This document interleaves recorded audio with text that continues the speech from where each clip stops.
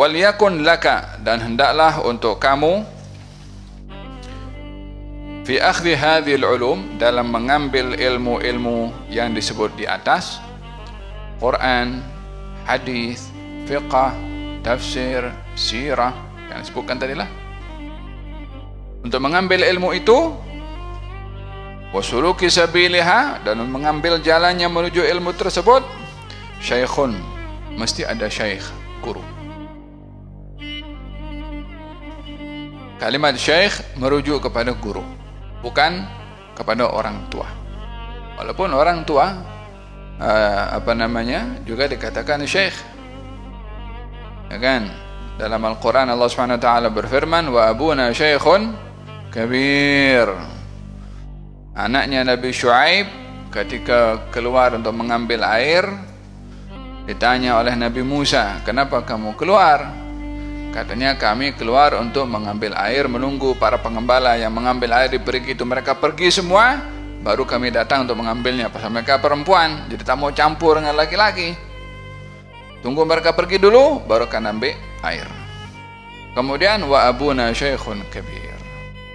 Sementara ayah kami berdua, mereka itu dua perempuan, anaknya Nabi Syuaib, syekhun, ayah kami berdua syekh, orang tua. Kabir, sudah berusia lanjut. Faham tom? Jadi syekh itu kalau secara umumnya biasanya disebutkan kepada orang yang berusia tua. Tapi bagi seorang pelajar, syekh itu adalah guru. Tak kira dia tua, tak kira dia muda, dinamakan syekh. Faham tom? Syekh yang macam mana kita perlu ambil ilmunya? Karena sekarang ini Google pun jadi syekh, WhatsApp pun boleh jadi syekh. Maklumat-maklumat yang tak jelas. Adakah syekh itu seperti itu? Apa kriterianya syekh? Muhaqqiqun. Muhaqqiq ini yang haqqaqa itu mencapai kepada matlamat maksimum. Maksudnya yang dia sudah betul-betul punya ilmu. Paham dong? Kena dipastikan orang yang kita akan ambil ilmunya ini siapa. Inna hadzal ilma dinun fanzuru amman ta'khuduna dinakum. Sesungguhnya ilmu ini adalah agama kamu. Sesungguhnya kamu pastikan mengambil ilmu itu daripada siapa. Faham tom? Di zaman dahulu terlalu ramai syuyukh, para masyayikh, sehingga kebanyakan daripada syekh dahulu banyak beribadah sendiri, tak perlu mengajar. Pasal apa? Ramai syuyukh, ramai guru-guru, dan ada yang sudah mengajar. Sementara yang belajar waktu itu bukan tak ramai, tapi hampir merata sudah pandai-pandai. Maka kebanyakan waktu itu banyak berkhalwah, banyak menghabiskan masanya beribadah para syuyukh. Di zaman sekarang yang belajar ramai, guru yang kurang. Yang graduate banyak tiap tahun. Ya, inilah yang perlu untuk dilihat kriteria syekh, guru yang perlu diambil ilmunya. Bukankah yang graduate daripada universitas setiap tahun itu banyak? Dalam bidang tafsir, dalam bidang hadis, dalam bidang Quran, dalam bidang fiqh. Mereka tak boleh ke jadi syekh? Perlu dilihat kriteria syekh. Yang pertama, muhaqqiq, betul-betul dia belajar. Orang kalau pergi university tidur, tak belajar, mana boleh jadi syekh? Dia dapat sijil, walaupun dapat sijil. Ada ke orang pergi university tidur? Ada. Paham dong? Dulu saya masa belajar ke mana dekat Mesir, ada kawan-kawan itu dia tak pernah hadir kelas pun, tapi boleh dapat sijil, boleh jadi syekh. Tak boleh, mana boleh. hadir kelas, kena dengar, kena belajar, kena semak. Yang dapat sijil tembak, tahu apa sijil tembak tuh? Sijil tipu. Ada idea keluasan university ini. Tak pernah muncul pun dekat situ. Dapat mana sijilnya? Tembak. Itu sijil tembak, tipu. Bayar. Boleh jadi syekh? Tak boleh. Fanzuru amman ta'khuduna dinakum. Pastikan daripada siapa kamu mengambil ilmu itu. Arifun, yang arif, mengetahui apa yang disampaikan, mengetahui hubungannya dengan Allah Subhanahu wa ta'ala pada ibadahnya. Mutadhalli'un, mutadhalli' ini kalau mutadhalli' itu yang kenyang dengan ilmu, maksudnya banyak dia belajar, bukan hanya belajar tapi banyak belajar. Mutadhalli' maknanya kenyang dengan ilmu, maksudnya banyak yang dipelajari. Dzu fahmin, yang punya pemahaman. Wa ilmin, yang punya ilmu. Wa hikamin, dan memiliki hikmah. Wa adabin, mesti ada adab. Wa hasabin, dan ada kedudukan. Wa nurin, dan ada cahaya. Wa basiratin munirah, hatinya bercahaya dengan ilmunya. Akan dinampak itu semua bila ilmu yang ada padanya bermanfaat untuk dirinya sebelum kepada orang lain. Macam mana? Orang yang berilmu akan dilihat daripada tutur katanya. Orang yang berilmu akan dilihat daripada perbuatannya. Orang yang berilmu akan dilihat daripada pergaulannya. Kalau orang berilmu akhlaknya tak baik, orang keluaran dia punya university dan ada gelaran-gelaran tertentu, suka maki orang, suka menjatuhkan orang, suka mengaibkan orang, suka perli orang, kadang-kadang guna ayat untuk perli orang. Zaman kita sekarang banyak orang-orang yang dia mungkin backgroundnya belajar ilmu agama, tapi dia buat account dalam Facebooknya lepas tu tengok siapa hari ini aku nak kritik ya, ambil fulan, okey. Si fulan ini belajar khurafat, si fulan ini cakap tak betul, si fulan cakap dia begini. Hari-hari punya kerja cari salah orang. Adakah boleh dijadikan syekh? Mana boleh. Kalau merendahkan orang lain, mengaibkan orang lain, menjatuhkan orang lain, bihasbi imri'in minasyarri ay yahqira akhahu al-muslim. Cukup orang itu melakukan kejahatan kalau merendahkan orang lain.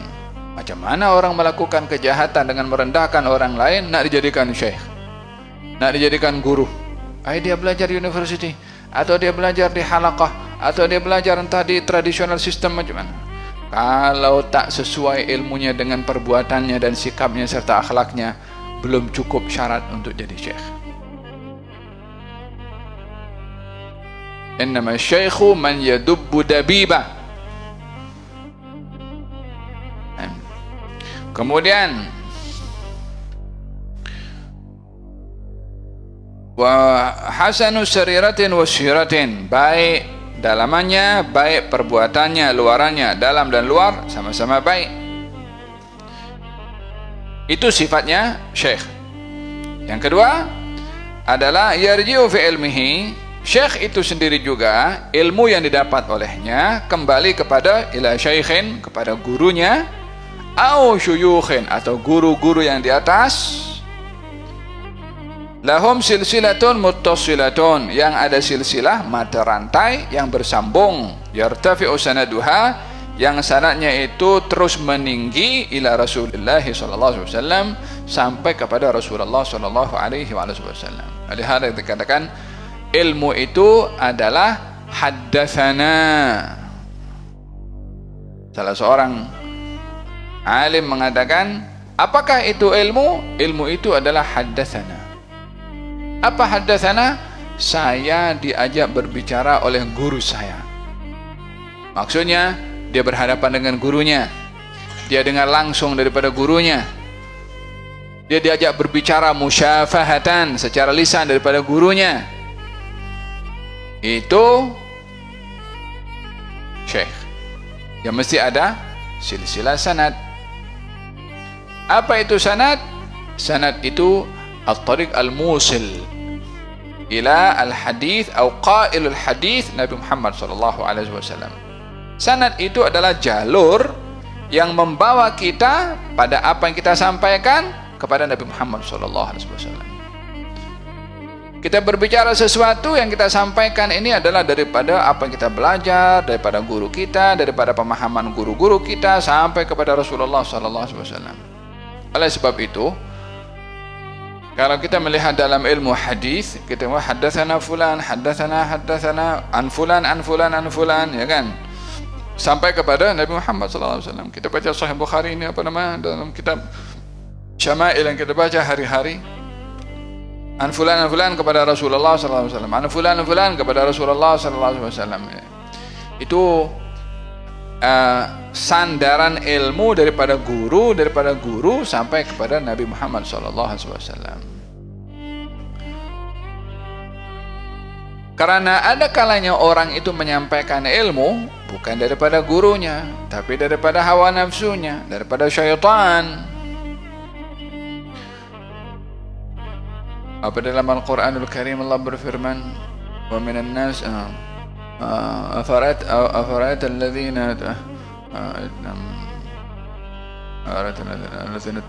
اتخذ إلهه هواه وأضله على علم. إيش الآية يعرف؟ إيش أوله؟ أفرأيت ولا أرأيت؟ شوف، أفرأيت من اتخذ إلهه هواه وأضله على علم. Tidakkah kamu melihat kepada orang yang menjadikan Tuhannya itu hawa nafsunya dan dia sesat walaupun dengan keilmuannya? Faham dong? Gurunya adalah syaitan. Apa sebabnya? Dia hanya mengikut kepada hawa nafsu. Macam zaman dahulu, zaman masa akhir-akhir hayatnya Nabi sallallahu alaihi wasallam, ada orang ingin menafsirkan Quran. Katanya zakat ini tidak lagi wajib. Nabi Muhammad kata wajib. Quran kata wajib, dia kata tak wajib. Pasal apa tak wajib? Sebabkan oleh kerana Allah Subhanahu wa taala berfirman dalam Al-Quran kepada Nabi Muhammad supaya mengambil zakat yang diperintahkan oleh Allah Nabi Muhammad, bukan selain Nabi Muhammad. Kalau begitu selain daripada Nabi Muhammad tak boleh ambil zakat kita. Dia guna Quran pula. Katanya khudh min amwalihim shadaqatan tutahhiruhum wa tuzakkihim biha wa shalli alaihim. Ambillah wahai Rasulullah Muhammad harta zakat. Perintahnya kepada Rasulullah. Ditafsirkan ikut hawa nafsu. Kalau begitu, kalau Allah suruh Nabi Muhammad, berarti kalau bukan Nabi Muhammad tak perlulah kita nak keluarkan zakat. Nabi Muhammad sudah wafat. Kalau begitu zakat pun juga gugur kewajiban. Dia guna dalil Quran. Siapa marji'ihnya, siapa rujukannya, siapa gurunya? Hawa nafsunya. Tidak bersandarkan dengan fakta yang benar daripada hadis Nabi Muhammad SAW. Nabi bersabda, umirtu an uqatilan nas, aku diperintahkan untuk memerangi kepada manusia yang enggan atau memerangi kepada kita, sehingga mereka mengucapkan dua kalimat syahadat, menunaikan salat dan menunaikan zakat. Zakat wajib hatta setelah wafatnya Nabi Muhammad SAW. Yang dihalalkan oleh Rasulullah halal sampai hari kiamat, yang diharamkan haram sampai hari kiamat, yang diwajibkan wajib sampai hari kiamat. Tak berubah apa yang telah ditentukan hukumnya oleh Nabi sallallahu alaihi wa ala alihi wasallam. Faham dong? Naam. Hada labud min syekh, mesti adanya silsilah. Dan katanya Imam Ahmad bin Hanbal, laula al-isnad laqala man syaa ma syaa. Kalau bukan oleh karena pentingnya menjaga sanad, guru yang kita perlu ambil itu sampai kepada Rasulullah, gurunya daripada gurunya, gurunya daripada gurunya. Kalau bukan karena itu, semua orang boleh bercakap.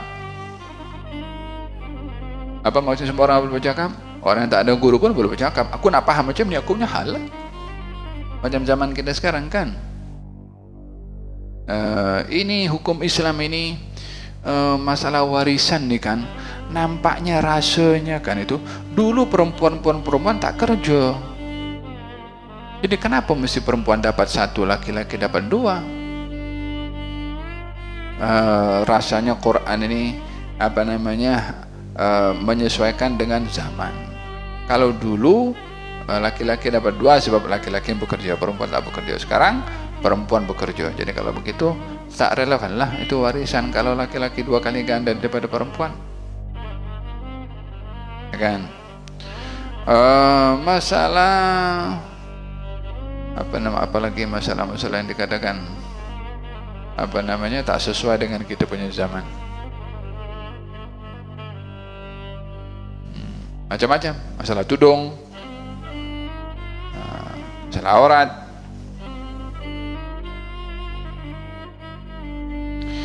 Faham dong? Nah, wahada pentingnya untuk mengambil ilmu daripada guru yang ada silsilah sanadnya sampai kepada Rasulullah. Kalaupun menepati guru itu daripada syarifun alawiyun husainiyun sunniyun fahuwal kamal, yakni daripada guru yang jelas nasabnya, jelas gurunya sampai kepada Rasulullah sallallahu alaihi wasallam, seperti dikatakan oleh baginda Rasulullah, alimu Quraisyin, ada seorang alim daripada keturunan Quraisy yang akan memenuhi tibaqal ardi. Ini tibaqal ardi seluruh bumi. Ilman yang dimaksudkan adalah Imam Syafi'i. Lihat di setiap tempat kita akan mendengar nama Imam Syafi'i.